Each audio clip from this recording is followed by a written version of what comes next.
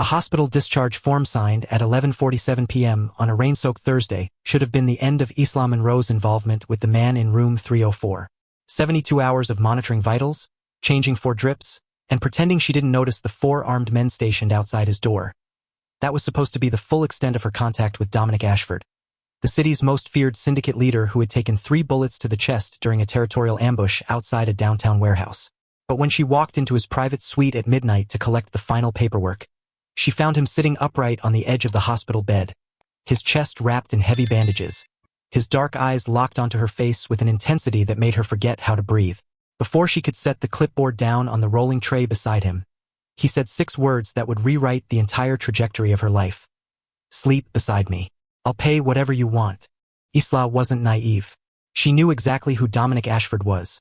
The tabloids called him the Phantom King, the man who controlled shipping routes, real estate empires, and half the city's underground economy without ever appearing in a single photograph. She also knew she was 3 months behind on rent. Her student loans were drowning her paycheck, and her 12-year-old brother needed braces she couldn't afford. But sleeping beside a mafia boss wasn't a transaction you walked into lightly, even if the offer came wrapped in desperation instead of cruelty. Would you take money from a dangerous man to save your family, or would you walk away and let everything fall apart? Drop "take it" or "walk away" in the comments right now. This is the story of a nurse who thought she was being hired for one night and woke up owning half a criminal empire. Room 304 smelled like antiseptic, expensive cologne, and something darker, gunpowder residue clinging to the leather jacket draped over the guest chair. Isla stood frozen in the doorway, her fingers gripping the discharge clipboard so tightly the plastic edges cut into her palm. Dominic didn't repeat himself. He simply watched her with the same unnerving stillness he'd displayed for 3 straight days while bullets were extracted from his ribs and chest cavity. No screaming, no panic, just cold, absolute control. "Mr. Ashford," Isla began carefully, her voice steady despite the frantic hammering of her pulse. "You're being discharged in the morning. Hospital policy requires. I'm not asking you to violate policy." His voice was low, rough from intubation, but it carried the weight of a man accustomed to issuing commands that were never questioned. "I'm hiring you privately. One night. You sleep in that chair beside the bed. You monitor my vitals every 2 hours. If my breathing destabilizes or the sutures rupture, you call the surgical team." He paused, his gaze dropping briefly to the worn, scuffed sneakers on her feet, the kind nurses wore when they couldn't afford the expensive gel-cushioned ones. "I'll pay you $50,000, he added. "Cash. Tomorrow morning. No contract. No trace." The number hit her like a physical blow. 50,000. That was rent for an entire year. Her brother's braces. The student loan payment that had been suffocating her since graduation. But it was also insane. "Why me?" Isla asked, her voice barely above a whisper. "You have private security. You could hire an entire medical team to, because you're the only person in this building who looked at me like I was a patient instead of a threat." Dominic shifted slightly, wincing as the movement pulled at the fresh sutures across his ribs. "Every other nurse who walked into this room spent more time looking at my guards than at my vitals. You didn't. You just did your job." He gestured toward the chair. "I don't trust easily, Isla. And I don't sleep well when I'm vulnerable. But for 72 hours, you kept me alive without asking questions I wasn't ready to answer. So I'm asking you now, stay. One night. Monitor me. Make sure I don't stop breathing before sunrise." Isla swallowed hard. Every rational cell in her brain screamed that this was a terrible idea. You didn't take money from men like Dominic Ashford without consequences. Money from the underworld always came with strings. Invisible, suffocating strings that wrapped around your life until you couldn't remember where you ended and the debt began. But $50,000. She thought about her brother, Marco, sitting in their cramped apartment right now doing homework under a single flickering bulb because they couldn't afford to replace the overhead fixture. She thought about the eviction notice taped to their door. She thought about the collection agency calls she'd stopped answering 3 weeks ago. One night, she said quietly, "Just monitoring. Nothing else." "Nothing else," Dominic agreed. She set the clipboard down, pulled the guest chair closer to the bed, sat down slowly, her hands folded in her lap, her eyes fixed on the heart monitor beeping steadily beside his head. Dominic leaned back against the pillows, his breathing evening out as exhaustion finally pulled at the edges of his ironclad control. "Thank you," he murmured, so quietly she almost didn't hear it. Then his eyes closed, and for the first time in 72 hours, The Phantom King let himself sleep. Isla thought staying one night would be the end of it. She had no idea that by the time the sun rose, Dominic Ashford would make her an offer that had nothing to do with medical monitoring, and everything to do with the fact that she was the first person in a decade who had made him feel safe enough to close his eyes. Midnight bled into 2 a.m., then 4 a.m., the hours marked only by the soft, rhythmic beeping of the heart monitor and the occasional shuffle of guards changing shifts outside the door. Isla checked his vitals every 90 minutes. Pulse steady, oxygen saturation normal, no fever. Every time she leaned over to adjust the fore-drip or check the sutures beneath the bandages, Dominic's eyes would flicker open briefly, tracking her movements with sharp, quiet awareness before closing again. He didn't sleep deeply, she could tell. Even unconscious, he looked like a man waiting for the next attack. At 5 a.m., she heard him speak. "You're still here." Isla looked up from the medical chart she'd been updating. Dominic was staring at her, fully awake now, the faint gray light of early dawn filtering through the hospital blinds and casting shadows across his sharp, angular face. "You hired me to stay until morning," she replied evenly. "It's almost morning. Most people would have left the second I fell asleep and kept the money anyway. I'm not most people." A ghost of something, not quite a smile, but close, flickered across his face. He shifted slightly, sitting up against the pillows with a grimace. "Careful," Isla said, standing quickly and moving to his side. "Your sutures are still fresh. If you tear them, I've had worse." "That's not the reassurance you think it is." She gently pressed him back against the pillows, her hands firm but careful on his shoulders. "You took 3 bullets to the chest, Mr. Ashford. Your body needs rest, not bravado." He looked up at her, and for a moment, the cold, untouchable mask of the syndicate leader slipped. What remained was exhaustion. Bone-deep, soul-crushing exhaustion that had nothing to do with bullet wounds. "When was the last time you slept more than 2 hours?" Isla asked quietly. Dominic didn't answer immediately. His jaw tightened, and she thought he might deflect or shut down the question entirely. Instead, he said 6 years. The answer hit her harder than she expected. 6 years. Not 6 days or 6 weeks. 6 entire years of living in a state of hypervigilance so intense that even unconsciousness felt like a battlefield. "That's not sustainable," Isla said softly. "Neither is running a syndicate." His voice was flat, matter of fact. "The moment I let my guard down, someone takes a shot. 3 days ago, they finally landed one. 3 shots," she corrected. "And you survived because you got medical attention. You won't survive the next round if you don't let your body recover." "I'll recover faster in my own space." "Your own space doesn't have a trauma surgeon on call." "No." Dominic's gaze locked onto hers. "But it has you." Isla froze. "I'm a hospital nurse, Mr. Ashford. I can't just... I'm offering you a job." He spoke over her protest, his tone shifting from exhausted to businesslike in a single breath. "Private medical care. You move into the east wing of my estate. Separate quarters. Full security. You monitor my recovery for the next 6 weeks until the surgeon clears me. After that, you stay on as my personal physician." "I'm not a physician. I'm a nurse. You're more competent than half the doctors I've met." He paused. "And you're the only person I've trusted enough to sleep near in 6 years. That's worth more than a medical degree." Isla stepped back, her mind racing. This wasn't a one-night monitoring job anymore. This was a full-scale life change. Moving into a Mafia estate, leaving her brother, embedding herself in a world she had spent her entire life avoiding. "I can't leave my brother," she said. "Bring him." She blinked. "What? You have a 12-year-old brother. Marco. You're his legal guardian since your parents died 4 years ago." Dominic's expression didn't change. "Bring him. I have a private tutor on staff for my nephew. Marco can join the sessions. He'll have his own room, his own space. Better than whatever apartment you're about to get evicted from." Isla's stomach dropped. "How do you... I don't hire people blindly, Isla. I know everything about you. Your debt. Your brother. The eviction notice. The hospital shifts you're working doubled up to keep your head above water." He leaned forward slightly, ignoring the pull of his sutures. "I'm offering you a way out. Not charity. A job. You keep me alive, and I make sure you and your brother never have to choose between rent and food again." The room fell silent except for the heart monitor's steady beeping. Isla's hands trembled. This was insane. She should refuse. Walk out. Go back to her crumbling apartment and figure out another way. But there was no other way. She tried. For 4 years, she'd tried. And she was drowning. 6 weeks, she said quietly. I'll stay for 6 weeks while you recover. After that, we renegotiate. Agreed. Dominic extended his hand. Isla stared at it for a long moment before reaching out and shaking it. His grip firm, warm, and strangely grounding. She thought she was agreeing to 6 weeks of medical supervision. She had no idea she just signed herself into a world where the lines between patient and protector, employee and obsession, would blur so completely she'd forget where one ended and the other began.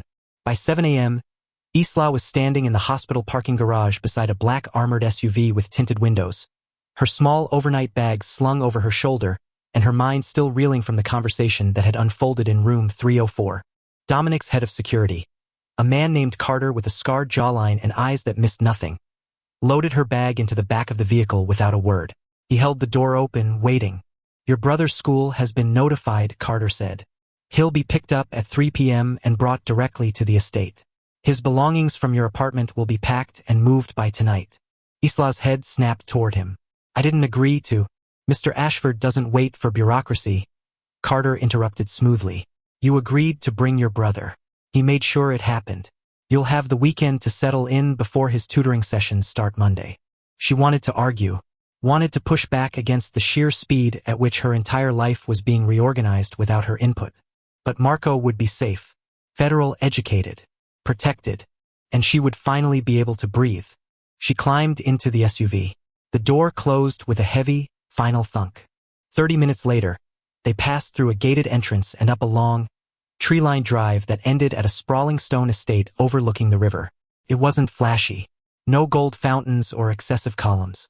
Just quiet, understated power, the kind of wealth that didn't need to announce itself because everyone already knew it was there. Carter led her through the main entrance, past marble floors and dark wood paneling, and up a wide staircase to the second floor. He stopped in front of a heavy oak door. Your quarters, he said, pushing it open. Isla stepped inside and froze. The suite was larger than her entire apartment. A king-sized bed. A private sitting area with floor-to-ceiling windows overlooking the gardens. A bathroom with a clawfoot tub. A walk-in closet already stocked with clothes in her exact size. Mr. Ashford's quarters are at the end of the hall, Carter continued. You'll find a medical supply room fully stocked 2 doors down. If you need anything, use the intercom system. Someone will respond within 2 minutes. He turned to leave, then paused. One more thing. Mr. Ashford doesn't allow anyone in his private quarters without explicit permission. You're the exception. If his condition destabilizes, you enter without knocking. Understood? Isla nodded slowly. Carter left, the door clicking shut behind him. She stood alone in the suite, staring out at the gardens below, and wondered, not for the first time, what exactly she'd just walked into. Isla thought moving into the estate would be the hardest part of the transition. She had no idea that the real challenge would come 3 nights later, when she woke at 2 a.m. to the sound of Dominic Ashford screaming in his sleep, and discovered that the bulletproof Mafia king was being hunted by ghosts no amount of money or power could kill. The first 2 nights passed quietly. Isla checked on Dominic every 4 hours. His vitals were stable, the sutures were healing cleanly, and he seemed to be resting better than he had in the hospital. Marco had settled into his new room with wide-eyed disbelief, and for the first time in years, Isla allowed herself to believe that maybe, just maybe, things were going to be okay. Then the 3rd night shattered that illusion. At 2:14 a.m., a guttural, agonized shout tore through the quiet hallway. Isla bolted upright in bed, her heart slamming against her ribs. She grabbed the medical bag she kept beside her nightstand and sprinted barefoot down the hall toward Dominic's quarters. She didn't knock. Carter's instructions had been explicit. She shoved the door open. Dominic was sitting upright in bed, his chest heaving, sweat soaking through the bandages wrapped around his ribs. His hands were clenched into fists so tight his knuckles had gone white, and his eyes, wild, unfocused, stared at something only he could see. Mr. Ashford. Isla crossed the room quickly, setting the medical bag on the nightstand. Dominic, look at me. He didn't respond. His breathing was rapid, shallow, classic hyperventilation. She reached out carefully, placing her hand on his shoulder. You're safe. You're in your room. There's no one here, just me. His head snapped toward her, and for a split second, she saw something terrifying in his eyes, recognition, but not of her, of someone else, someone who had hurt him. Then, just as quickly, the fog cleared. His breathing slowed, his fists unclenched. Isla, he rasped, his voice hoarse. I'm here. She kept her hand on his shoulder, grounding him. Your heart rate spiked. I need to check your sutures to make sure you didn't tear anything. He nodded mutely, leaning back against the pillows as she carefully peeled back the bandages. The sutures were intact, but his skin was clammy, his pulse still racing. Nightmare? She asked quietly. Dominic didn't answer immediately. He stared at the ceiling, jaw tight, struggling to rebuild the walls she'd just seen crumble. I don't have nightmares, he finally said. I have memories. Isla didn't push. She finished checking the bandages, then sat down on the edge of the bed, close enough to offer comfort, far enough to give him space. You don't have to talk about it, she said. But if you do, I'm here. Silence stretched between them. Then, slowly, Dominic spoke. 6 years ago, I was ambushed.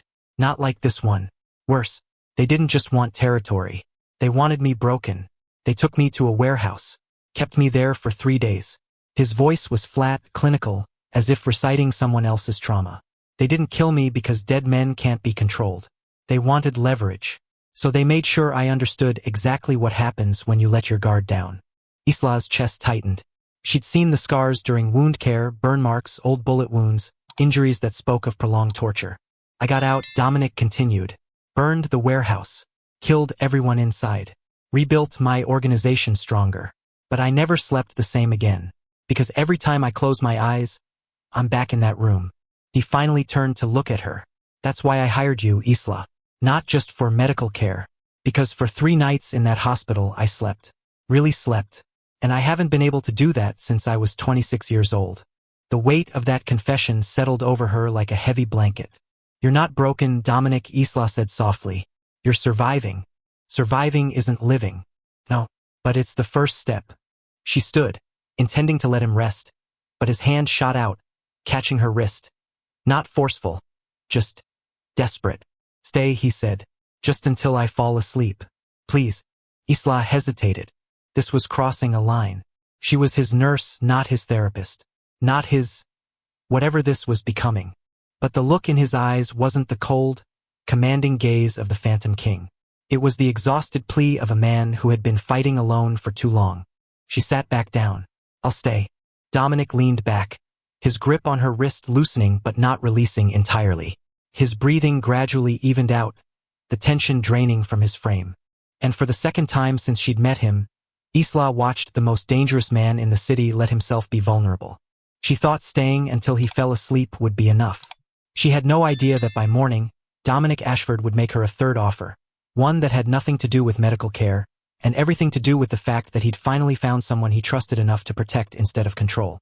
Morning light filtered through the heavy curtains of Dominic's quarters, casting soft golden shadows across the dark wood furniture. Isla woke with a start, realizing she'd fallen asleep sitting upright in the armchair beside his bed. Dominic was already awake, propped up against the pillows, watching her with an unreadable expression. You stayed, he said quietly. You asked me to. Isla stretched, wincing at the stiffness in her neck. How are you feeling? Better. He paused. Because of you. She stood, checking his vitals out of habit. Pulse normal. No fever. The nightmares hadn't torn his sutures. Dominic, I can monitor your recovery, but I'm not equipped to handle PTSD. I don't need a therapist. His voice was firm. I need you.